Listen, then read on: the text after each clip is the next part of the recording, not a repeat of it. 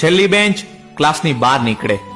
એક એવા શબ્દો જે બીજાને તો સજા લાગતી, પણ અમને આ સાંભળીને કેટલો આનંદ થતો ને એ કહી ના શકાય. છેલ્લી બેન્ચ એટલે બહાદુરોની ટોળી, છેલ્લી બેન્ચ એટલે હાસ્યની ગોળી. ચાલુ ક્લાસે સિસોટીઓ વાગે એટલે છેલ્લી બેન્ચ, ને ક્લાસરૂમમાં ફટાકડા ફૂટે એટલે છેલ્લી બેન્ચ. જેને બસ આખા ક્લાસને કેમ કરી હસાવવું ને ગણિતના સાહેબનું મગજ કેમ ફેરવી નાખવું એમાં જ રસ હોય, હે એટલે છેલ્લી બેન્ચ. છેલ્લી બેન્ચ એ ખાલી શબ્દ નથી, એક એવી જિંદગી, એક એવો સમય છે જેમાં આપણે એટલું હસ્યા, એટલું જીવ્યા જેટલા આજ સુધી ફરી ક્યારેય નથી હસ્યા. જિંદગીભર આપણો સાથ આપનાર ભાઈબંધો પણ એ છેલ્લી બેન્ચના જ સાથી હોય છે.